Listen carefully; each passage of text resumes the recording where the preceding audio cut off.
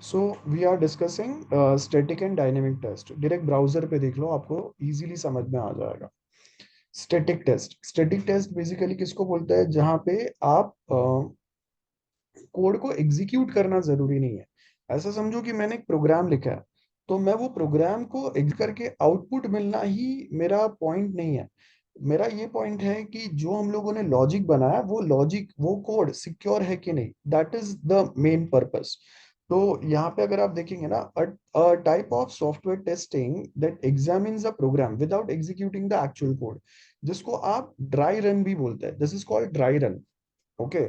मतलब आपने, अगर मैं एक एग्जांपल बताऊं आपको, we use a concept which is called as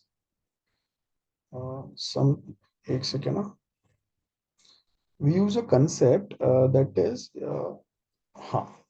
सो यहाँ पे देखो, हम लोग पेयर प्रोग्रामिंग अप्लाई करते हैं।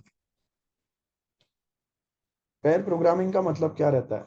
ध्यान से देखो, एक डेवलपर है, ओके, और जैसे यहाँ पे एक ड्राइवर है, वो ड्राइव कर रहा है, और उसके बाजू में जो सेकेंड एक्सपीरियंस डेवलपर है ना, वो उसको रूट बता रहा है कि भाई ऐसे ऐसे करो। ये पेयर प्रोग्रामिंग रहता है। तो एक कोड करते जा रहा है, यहाँ पे अगर आप ध्यान से देखोगे ना, एक कोड करते जा रहा है, ओके, एक ये कोड कर रहा है, और उसके बाजू में जो है ना, ये नेविगेटर है, ये उसको बता रहा है कि भाई कैसे कोड करना है, सिक्योर कोड कैसे हो सकता है। ये this is called a pair programming. Okay, this is called pair programming.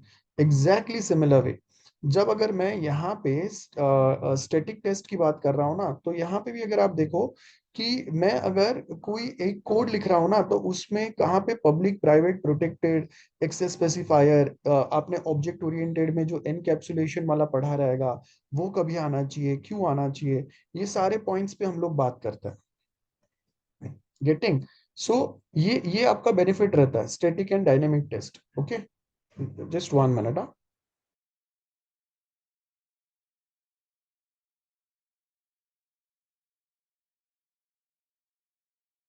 So that is a static test. Static test में क्या होगा? We execute a code, sorry, without executing the code, we are not only concern about the output. मतलब अगर मैंने वो किया है, तो मुझे पता है कि भाई आउटपुट तो आएगा, लेकिन जो लॉजिक लिखा है ना, वो लॉजिक कितना करेक्ट है, वो लॉजिक कितना प्रॉपर है, ठीक है, वो कोड सिक्योर है कि नहीं। जैसे अगर कोई एक फंक्शन को मुझे प्रोटेक्टेड और रखना था, बिकॉज वो इनहेरिटेंस में यूज होने वाला था, लेकिन अब मैं वो फंक्शन को अगर पब्लिक रख रहा हूँ, तो इनहेरिटेंस यूज करने का पर्पज ही नहीं बनता है, क्योंकि इनहेरिटेंस का मतलब रहता है कि पेरेंट क्लास का प्रॉपर्टी चाइल्ड क्लास ही यूज करेगा। इसके लिए हम लोग इनहेरिटेंस यूज करते हैं। लेकिन पेरेंट क्लास में जो भी मैं फंक्शन बना रहा हूँ, उसको अगर मैं पब्लिक बना रहा हूँ, तो जो क्लास वो पेरेंट क्लास के रिलेशन में नहीं आ रहा है, उस वो भी उसको एक्सेस कर पा रहा है। तो यहाँ पे क्या हो गया? आप जब स्टैटिक टेस्ट के थ्रू जब आप कोड एग्जामिन करते हैं ना, तो आप बता सकते हो कि भाई, अगर आपने यहाँ पे एनकैप्सुलेशन यूज किया है, यहाँ पे अगर आपने पॉलीमॉर्फिज्म यूज किया है, तो पॉलीमॉर्फिज्म में मेथड ओवरराइडिंग होना चाहिए। अगर आपने इनहेरिटेंस यूज किया है, तो उसके अंदर आपके सारे मेथड्स जो है वो प्रोटेक्टेड होने चाहिए, पब्लिक मत रखो उसको। ये सब यहाँ पे आता है। That is a static test. Without executing the code, we try to analyse the logic और algorithm what we have written. That is a static test. And dynamic test में हम लोग को ज्यादा फर्क नहीं पड़ता है कि इंटरनली आप क्या, कहाँ पे क्या हो रहा है, हम लोग खाली उसको एग्जीक्यूट करते हैं और प्रोग्राम का बिहेवियर चेक करते हैं। अलग अलग इनपुट डाल के, अलग अलग सिनारियो, अलग अलग सिचुएशन के हिसाब से मैं इनपुट डाल के चेक करूंगा कि मुझे आउटपुट करेक्ट मिल रहा है या नहीं। ये मेरा मेन कंसर्न रहता है। तो यहाँ पे डायनेमिक टेस्ट जो है ना, ये आपका जैसा ब्लैक बॉक्स होता है ना, वो ब्लैक बॉक्स मतलब डायनेमिक टेस्ट हो गया, जहाँ पे I am not aware about the internal architecture, I am not concern about the internal architecture, what I am concern with is try to provide the information. Getting? मतलब मैंने कुछ एक input डाला है, वो इनपुट का आउटपुट आ रहा है कि नहीं, वो चेक करो, that's it. So here are some example of dynamic test. Login page है, तो लॉगिन पेज में यूजर आईडी पासवर्ड डालो, चेक करो वर्क हो रहा है कि नहीं। एक्सपेक्टेड रिजल्ट क्या है कि अगर मैं कुछ प्रॉपर करेक्ट डालूंगा, तो वो वर्क होना चाहिए। अगर मैंने करेक्ट यूजर आईडी पासवर्ड डाला, तो वर्क नहीं करेगा। लेकिन स्टैटिक टेस्ट क्या चेक करेगा कि जब अगर हम लोग पासवर्ड एंटर कर रहे हैं, तो डेटाबेस से जो पासवर्ड फेच होके आएगा ना वो एनक्रिप्टेड होना चाहिए, और यूजर ने जो अभी पासवर्ड एंटर किया ना वो भी एनक्रिप्टेड होने के बाद में वो आगे जाएगा। ठीक है, आई होप अगर आपको समझ में आया तो। और यही सेम चीज जो है मैं आपको व्हाट्सएप पे ऐड कर दूंगा। सो ये आपका स्टैटिक एंड डायनेमिक टेस्ट हो गया। इसके बाद वाला जो है फंक्शनल एंड नॉन फंक्शनल। तो अब अगर यहाँ पे आप देखोगे ना, इसके अंदर ये देखो, ये मेरा, एक सेकेंड ना, मेरा वो स्क्रीन नहीं दिख रहा था, एक सेकेंड। तो जस्ट 1 मिनट, आई जस्ट, हाँ।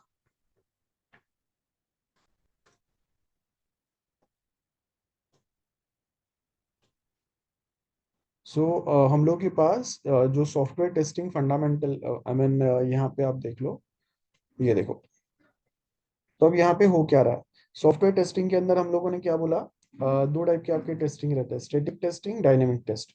तो स्टैटिक और डायनेमिक का तो मैंने आपको डिफरेंस बता दिया, यहाँ पे आपको वो डिफरेंस भी दिख जाएगा। ठीक है, ये देखो, ये पूरा लिंक पे आपको स्टैटिक और डायनेमिक का डिफरेंस भी मिलेगा। अब इसके आगे नेक्स्ट जो रहता है ना, डायनेमिक टेस्ट के अंदर दो आपके टेस्ट आते हैं, that is functional and non functional test. तो आप अगर क्वेश्चन नंबर 12 अगर चेक करोगे ना, क्वेश्चन नंबर 12 जो मैंने डाला हुआ है, क्वेश्चन नंबर 12 आपको बता रहा है कि static and dynamic test and functional and non functional test ये क्या होता है ये बताओ। और वही हम लोग डिस्कस करेंगे। सो अगर आपको पता है कि आपका जो स्टैटिक एंड डायनेमिक का डिफरेंस क्या है, उसके आगे functional non functional, static dynamic तो आपको समझ में आ गया है ना। Static is a testing method where work are reviewed without executing them, and dynamic में क्या होगा, आप एग्जीक्यूट करके देखते हैं। डायनेमिक बग्स जो है वो डिफेक्ट करने के लिए, और स्टैटिक बग्स आए ही नहीं इसके लिए आप ड्राई रन करते हैं, बराबर है। तो यहाँ पे आपका बहुत सारी चीजें आते हैं, ऑटोमेशन टेस्टिंग यहाँ पे अप्लाई होगा, लेवल रिस्पॉन्सिबिलिटी, तो आप कौन से लेवल पे हो उसके हिसाब से डेवलपर मेनली यहाँ पे इन्वॉल्व रहता है, यहाँ पे तो अलग से टेस्टर रहता है जहाँ पे आपको, ये सेम आपका डायनेमिक टेस्ट मतलब ब्लैक बॉक्स हो गया, जो स्टैटिक टेस्ट है मतलब व्हाइट बॉक्स हो गया, ये याद रखो। ठीक है, अब इसके आगे आपका नेक्स्ट जो आएगा वो आएगा ये वाला, डायनेमिक टेस्ट के दो part, that is functional test and non functional test. So चलो समझते हैं, functional test and non functional test. Okay, functional and non functional, तो अब difference between functional and non functional क्या क्या हो सकता है, ये देखो बहुत सिंपल है, it verifies the operation and action, it is based on the requirement of a customer. Functional मतलब फंक्शन, मैं अगर व्हाट्सएप पे बोलूँ आपके फंक्शन क्या है, that is a functional test. तो व्हाट्सएप के आपके फंक्शन क्या है, आप मैसेज सेंड रिसीव कर सकते हो, मैसेज सेंड करने पे सिंगल टिक आता है, मैसेज डिलीवर होने पे डबल टिक आता है, मैसेज अगर किसी ने पढ़ लिया तो ब्लू टिक आता है ना, बराबर है। तो आप अगर देखोगे फंक्शनल के अंदर आपको ये सारे फंक्शन हो गए।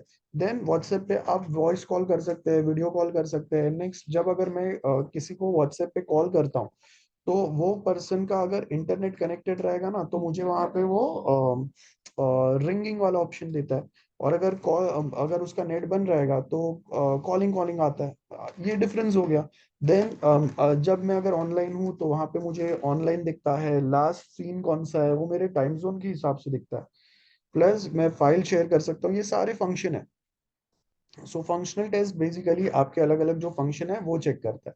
नॉन फंक्शनल क्या बताता है कि भाई ये जो फंक्शन है वो यूज करने के लिए आपको क्या क्या चीजों की जरूरत पड़ेगी। फॉर एग्जाम्पल, अगर मुझे वॉइस कॉल या वीडियो कॉल करना है तो मेरे फोन में माइक और कैमरा प्रॉपर वर्किंग होना चाहिए। सेकेंड, मेरे पास इंटरनेट वर्किंग होना चाहिए। नेक्स्ट पॉइंट, मेरे पास जो भी एंड्रॉयड या आईफोन जो भी रहेगा वो सबसे लेटेस्ट वाला जो फीचर है ना वो सपोर्टेबल होना चाहिए। तो यहाँ पे देखो, functional it verifies operation and action, it verifies behaviour, है ना, it based on the requirement of customer, it is expectation of a customer. Non functional मतलब आपने बहुत अच्छी चीजें तो बना दी है, लेकिन अगर जैसे मैं यहाँ पे जूम यूज कर रहा हूँ, लेकिन मेरे पास जो लैपटॉप है वो ही अगर जूम सपोर्टेबल नहीं है तो सॉफ्टवेयर कितना भी अच्छा रहने दो ना, लेकिन आपका पास जो डिवाइस है फंक्शनल पार्ट ही अगर प्रॉपर नहीं है तो उसका पर्पस ही नहीं होता है, उसका यूज ही नहीं होगा प्रॉपर। गेटिंग? ये हम लोग बेसिकली यहाँ पे बात कर रहे हैं। आई होप समझ में आ रहा है सबको। Then it helps to enhance the behaviour, it helps to improve the performance. मतलब मैं बोल रहा हूँ कि आप अगर व्हाट्सएप को मिनिमम 4G पे चलाओगे वो बेस्ट परफॉर्मेंस देगा, है ना, और 3G पे खाली आप मैसेज सेंड रिसीव कर पाओगे। तो यहाँ पे हम लोग डेवलपमेंट वाइज क्या चेंजेस करेंगे, कौन से फंक्शन ऐड कर सकते हैं, या कौन सा कोडिंग या एल्गोरिदम इम्प्लीमेंट करेंगे। और यहाँ पे परफॉर्मेंस इंप्रूव करने के लिए कोडिंग और वो सब छोड़ के बाकी के जो आपके हार्डवेयर सॉफ्टवेयर में क्या अपडेट आने चाहिए वो बात करता है। So functional test easy to execute है, मैन्युअली हो सकता है। और नॉन फंक्शनल टेस्टिंग ये भी मैन्युअली चेक करना पॉसिबल नहीं है। मतलब मुझे कैसे पता चलेगा कि व्हाट्सएप मिनिमम कितने इंटरनेट पे वो बेटर चल सकता है, वो तो जब मैं चलाऊंगा तभी पता चलेगा ना, है ना। तो उसके लिए तो मुझे उसको रियल टाइम में एग्जीक्यूट करना पड़ेगा। अगर मैं बोल रहा हूँ कि आईफोन पे आपका व्हाट्सएप बेस्ट परफॉर्मेंस दे रहा है, या गूगल पे आप देख लो, तो भी गूगल पे अगर आप देखोगे तो नॉन फंक्शनल टेस्टिंग में हम लोग क्या बोल रहे हैं, मिनिमम क्या चीज होना चाहिए जिसके बेस के ऊपर आपका सॉफ्टवेयर ढंग से चले। सिंपल है। तो ये हो गया आपके functional non functional. So non functional के अंदर परफॉर्मेंस कैसा है, कितना लोड ले सकता है, कितना स्ट्रेस ले सकता है, अगर मैं और नए फंक्शंस अगर ऐड करता हूँ तो is it giving me any issue, या दैट वर्क्स वेरी फाइन। ये सब आपका आएगा नॉन फंक्शनल में। और एग्जांपल ऑफ फंक्शनल टेस्ट, छोटे छोटे पार्ट आपने यूनिट जो बनाया वो इंटीग्रेशन का मतलब होता है एक एक पार्ट को आप दूसरे पार्ट से चेक करोगे, कनेक्ट करके चेक करोगे। मतलब यूनिट मतलब जैसे हम लोगों ने ऑलरेडी बताया कि हम लोग पूरे सॉफ्टवेयर को एक बार में नहीं बनाते हैं। बेसिकली क्या होता है, आप जो सॉफ्टवेयर रहता है उसको टुकड़ों टुकड़ों में बनाते हैं, है ना। तो मैं बोलता हूँ कि अगर मैंने सॉफ्टवेयर को 10 पार्ट में बनाया तो मेरे पास एक सॉफ्टवेयर के 10 यूनिट है।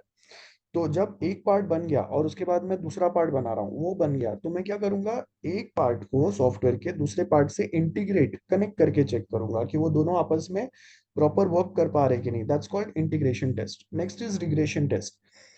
रिग्रेशन टेस्ट में बेसिकली होता क्या है, रिग्रेशन का मतलब होता है कि मैंने यहाँ पे ऐसा समझो कि मैं हाउ हाउ कैन वी से, मैंने सॉफ्टवेयर में कोई एक बग मिला, मुझे डिफेक्ट मिला। अब मैंने वो बग या वो जो डिफेक्ट है ना उसको सॉल्व कर दिया। लेकिन जैसे मैंने आपको बताया कि हम लोग सॉफ्टवेयर में कोड में एक जगह पे कुछ चेंज करते हैं ना, कोडिंग में जब चेंज करते हैं तो उसका पॉजिटिव या निगेटिव इम्पैक्ट आपको सॉफ्टवेयर में कोई दूसरे पार्ट में कोई दूसरे फंक्शन में दिखता है ना। बस तो यहाँ पे हम लोग वही चेक करेंगे, रिग्रेशन टेस्ट में हम लोग देखेंगे कि when we make changes in one part of a code, then we need to again recheck the complete software to find it out when we made a changes in a software, its positive or negative impact software के दूसरे part में गया है कि नहीं। तो ऐसे समझो कि अगर व्हाट्सएप है तो व्हाट्सएप का जो वॉइस कॉलिंग वाला फीचर था ना इसमें इशू था। तो मैंने वॉइस कॉलिंग वाले में तो कोडिंग में चेंजेस किया, लेकिन उसके बाद मुझे पूरा व्हाट्सएप वापस टेस्ट करना पड़ेगा टू फाइंड इट आउट कि वो वॉइस कॉलिंग वाला इशू तो सॉल्व हो गया, लेकिन वो सॉल्व करते करते जो कोडिंग में चेंजेस किया है ना उसकी वजह से कोई दूसरा एरर या इशू तो खड़ा नहीं हुआ है ना, वो चेक करेंगे। दैट्स फंक्शनल टेस्ट और रिग्रेशन टेस्ट। ठीक है। और स्मोक टेस्ट तो मतलब कुछ भी नहीं, आप ट्राई करो कि मैक्सिमम अगर हम लोग एक साथ मल्टीपल चीजें, अगर मैं व्हाट्सएप को एक साथ व्हाट्सएप वेब पे भी चला रहा हूँ, मोबाइल पे भी चला रहा हूँ, और हर जगह पे मैं उसके मल्टीपल फंक्शन यूज करने का ट्राई करूंगा तो कैसे बिहेव करेगा। फॉर एग्जाम्पल मैं मोबाइल पे जब व्हाट्सएप चला रहा हूँ वहां पे मैंने वीडियो कॉलिंग चालू रखा है, लैपटॉप पे जब मैं चला रहा हूँ तो वहां पे मैं उस पे मल्टीपल फाइल एक साथ शेयर करने का ट्राई कर रहा हूँ, मल्टीपल चैट ओपन करने का ट्राई कर रहा हूँ। और एक मेरे पास अगर पॉसिबल डिवाइस होगा, लैपटॉप होगा, तो उस पे भी मैं व्हाट्सएप चला के उस पे उसको इसके ऊपर भी मैं और एक कोई फंक्शन चलाने का ट्राई कर रहा हूँ। तो एक सेम अकाउंट दो तीन डिवाइस से मल्टीपल फंक्शन अगर एक्सेस करने का ट्राई करेगा तो वो कैसे वर्कआउट करेगा, है ना। वो चेक आप करोगे, उसको स्मोक टेस्ट बोलेंगे। सो आपका क्वेश्चन नंबर 12 जो है वो भी हम लोगों का हो गया। जो मैंने बताया उसमें किसी को भी डाउट है तो जल्दी से बता दो। Anyone, any doubt? गर्ल्स, जो भी मैंने बोला आई No, होप sir. समझ में आया सबको। Yes, others also reply. Yes, sir. Yes, others also reply. Yes, sir. Yes, others also reply. Yes, sir. हाँ, अदर गर्ल्स। हाँ। ओके। अब नेक्स्ट जो आपका टेस्ट है, वो आपके तीन टाइप के टेस्ट आते हैं बेसिकली। वो तीन टाइप के टेस्ट है आपके, मतलब इसी के साथ लिंक्ड है, इसके लिए अभी मैं बता रहा हूँ आपको। यूनिट टेस्ट, इंटीग्रेशन टेस्ट और सिस्टम टेस्ट। ओके, तो वो होता क्या है और कैसे वर्कआउट होता है, क्विकली हम लोग समझते हैं। सो जो हम लोगों ने फंक्शनल नॉन फंक्शनल समझा, उसी के साथ ये भी वाला क्वेश्चन जो है ये भी लिंक्ड है। तो quickly will discuss. Level of testing बोलते हैं बेसिकली इसको। ओके, तो आपके तीन लेवल के टेस्टिंग होता है। अब ये तीन लेवल के टेस्टिंग कौन से रहता है वो समझते हैं। एंड बाय द वे, आपने अगर एस डी एल सी पढ़ा रहेगा, तो वो एस डी एल सी के अंदर ये टाइप के बेसिकली टेस्टिंग आता है। ओके, तो जो जो क्वेश्चन हम लोग डिस्कस करते जा रहे हैं ना, वो क्वेश्चन के साथ में मैं उसका जो लिंक आपको रेफर करना है ना, करते जा रहा हूँ। So this is the fourth question आपको जो मैंने दिए उसमें से। टोटल हम लोग के कितने क्वेश्चंस है, 17 है। वो 17 में से चार क्वेश्चन हो गए, और ये चार अगर आपको ढंग से समझ, सो सो बेसिकली हम लोग के पास वी मॉडल होता है, और वी मॉडल के अंदर हम लोग के पास वेरिफिकेशन वैलिडेशन, ये एस डी एल सी है। S D L C software development life cycle model रहता है। जैसे वाटरफॉल रहता है, इटरेटिव मॉडल रहता है, इंक्रीमेंटल मॉडल रहता है, स्क्रम रहता है, अजाइल है। तो ये आपके अलग अलग सॉफ्टवेयर डेवलपमेंट मॉडल रहते हैं। उसमें से एक वी मॉडल आता है। वी मॉडल मतलब वेरिफिकेशन एंड वैलिडेशन मॉडल। तो ये जो वेरिफिकेशन एंड वैलिडेशन मॉडल जो आता है, वो वेरिफिकेशन वैलिडेशन मॉडल के अंदर आपका टाइप्स ऑफ टेस्टिंग आता है। ठीक है, अगर मैं यहाँ पे वी मॉडल लिखूं, okay, V model, just 1 minute, ये देखो, ये आपका वी मॉडल है एस डी एल सी के अंदर। तो ये वी मॉडल के अंदर अगर आप देखोगे ना यहाँ पे ध्यान से, ये देखो, वी मॉडल के अंदर आपके पास यहाँ पे आता है, ये रिक्वायरमेंट गैदरिंग होता है सॉफ्टवेयर बनाने के टाइम पे। सिस्टम डिजाइन रहता है। देन सिस्टम डिजाइन के अंदर हम लोग अगर एक आर्किटेक्चर डिजाइन बनाते हैं, ऐसा समझो कि ये पूरा आपका बिल्डिंग का ब्लूप्रिंट है। उसके बाद में ये फ्लोर बाय फ्लोर डिजाइन है, और हर फ्लोर पे कितने अपार्टमेंट्स रहेंगे, उसमें कितने बिल्डिंग, कहाँ पे किचन, कहाँ पे हॉल रहेगा, इंटरनल डिजाइन, ये मॉड्यूल डिजाइन रहता है। और तो ये बनने के बाद में आप कोड करते हैं। एक बार कोड हो गया तो जो मॉड्यूल आपने बनाए थे उसको टेस्ट करना, मतलब यूनिट टेस्ट हो गया। देन एक मॉड्यूल को दूसरे मॉड्यूल या एक यूनिट को दूसरे यूनिट के साथ कनेक्ट करना, मतलब इंटीग्रेशन टेस्ट हो गया। और एक बार सारे मॉड्यूल बन गए, तो आप सबको साथ में लेके एज अ सिंगल सिस्टम या एज अ सिंगल सॉफ्टवेयर जो टेस्ट करता है, that is a system test. है ना, ये आपके लेवल्स होते हैं बाय द वे। तो यहाँ पे हम लोग वही लेवल्स की बात करेंगे। तो वी मॉडल के अंदर ये आपके लेवल्स आते हैं। ओके, तो वेरिफिकेशन, सॉफ्टवेयर बनने के पहले वेरिफिकेशन फेज आता है, कोडिंग मतलब सॉफ्टवेयर बन गया अभी। उसके बाद में वैलिडेशन फेज आता है। तो जो टेस्टिंग लेवल्स है ना, ये वैलिडेशन फेज में आता है। समझो, अगर मैं बोल रहा हूँ आपको समझ में आ रहा है तो ट्राई टू अंडरस्टैंड। अगर नहीं आ रहा है तो just remember level of testing. Level of testing आपके यहाँ पे तीन हम लोगों को पढ़ना है। मेनली होते हैं चार होते हैं, लेकिन आपको एग्जाम में तीन ही पूछे हैं: unit test, integration, system and acceptance. So unit test मतलब इंडिविजुअल कंपोनेंट या एक छोटा सा part of your software which we are going to test. है ना, तो यूनिट टेस्ट अगर आप देखेंगे तो यूनिट टेस्ट में हम लोगों ने क्या बोला है, this is the smallest testable portion of a system और एप्लीकेशन। छोटा सा एक फंक्शन, सॉरी, छोटा सा एक part of your software. Integration मतलब ऐसे मल्टीपल यूनिट्स को आप एक दूसरे के साथ कनेक्ट करेंगे ना, तो क्या होगा, इंटीग्रेशन टेस्टिंग रहेगा। सो एक छोटा सा मॉड्यूल है, वो मॉड्यूल मतलब आपका यूनिट हो गया। अब ये कितना छोटा हो सकता है, तो ऐसा समझो कि आपका एक टीम एक हफ्ते से 4 हफ्ते के अंदर जितना डेवलपमेंट कर सके, उतना आपका एक मॉड्यूल रहता है। सो हम लोग सॉफ्टवेयर को जब मॉड्यूल बाय मॉड्यूल या unit by unit, module and unit दोनों का मतलब सेम रहता है if you understand from this diagram. ये देखो, ये मॉड्यूल डिजाइन करते हो, और वो मॉड्यूल जब आप बना देते हैं और उसको टेस्ट करते हैं तो यूनिट टेस्ट बोलते हैं। तो module and unit one and the same thing है, इंटरचेंजेबली हम लोग यूज करते हैं। तो आप जब टेस्टिंग यूज करते हैं तो यहाँ पे हम लोग यूनिट वर्ड यूज करते हैं, और जब हम लोग डेवलपमेंट करते हैं तो वहाँ पे हम लोग मॉड्यूल वर्ड यूज करते हैं। तो मेरे पास एक मॉड्यूल हो सकता है और वो एक मॉड्यूल के कभी कभी मल्टीपल यूनिट भी हो सकता है। तो यहाँ पे मैं क्या बोल रहा हूँ कि यूनिट टेस्ट मतलब एक part of your software. Okay. जैसे हम लोग अगर कोई एक सब्जेक्ट पढ़ते हैं तो वो सब्जेक्ट के अंदर अलग अलग यूनिट आते हैं ना, यूनिट 1 2 3, और उसके अंदर फिर अलग अलग चैप्टर्स आते हैं, अलग अलग चीजें आते हैं। तो एग्जैक्टली सेम वे यहाँ पे भी अगर आप देखोगे तो यहाँ पे मैं क्या बोल रहा हूँ, मेरे पास यूनिट टेस्ट है। अब ये unit test smallest testable portion of a system और एप्लीकेशन।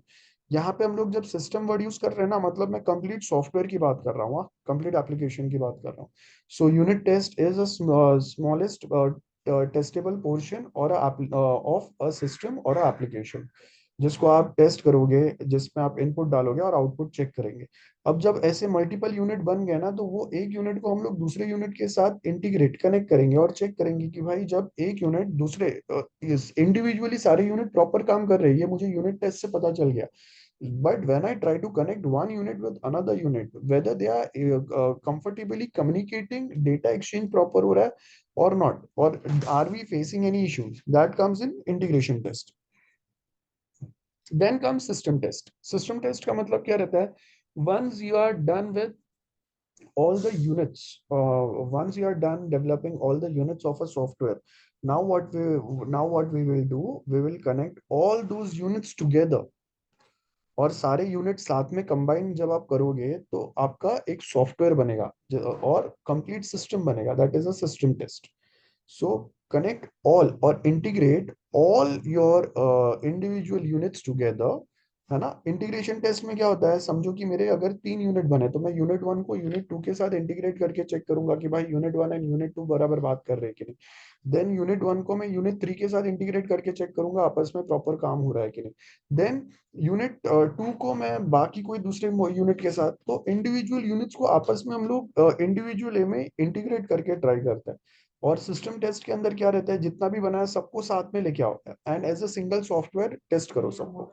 ये आपका सिस्टम टेस्ट रहता है। और लास्ट रहता है एक्सेप्टेंस टेस्ट। एक्सेप्टेंस टेस्ट का मतलब रहता है कि यूजर ने जो स्टार्ट में रिक्वायरमेंट दिए थे, ये देखो ये आपका रिक्वायरमेंट है, जो यूजर ने बोला था कि मुझे ये सॉफ्टवेयर में इतने फंक्शंस या इतने चीजें चाहिए, तो आपके उतने फंक्शंस या उतने चीजें आपके फुलफिल हुए कि नहीं, ये एक्सेप्टेंस टेस्ट से पता चलेगा। So acceptance test is conducted to find out requirement of a specification or a contract are met as per its delivery or not. क्योंकि जितने यूजर ने रिक्वायरमेंट दिए थे उतनी चीजें अगर आपने उसको बना के नहीं दिए तो आपका एक्सेप्टेंस टेस्ट फेल हो जाएगा, है ना। बस वही एक्सेप्टेंस टेस्ट रहता है। I hope level of testing आपको समझ में आया, जो डायरेक्टली एसडीएलसी से लिंक्ड रहता है, एसडीएलसी का वी मॉडल से लिंक्ड रहता है। I hope I am clear about this. किसी को भी डाउट है? Anyone, any doubt? Please let me know.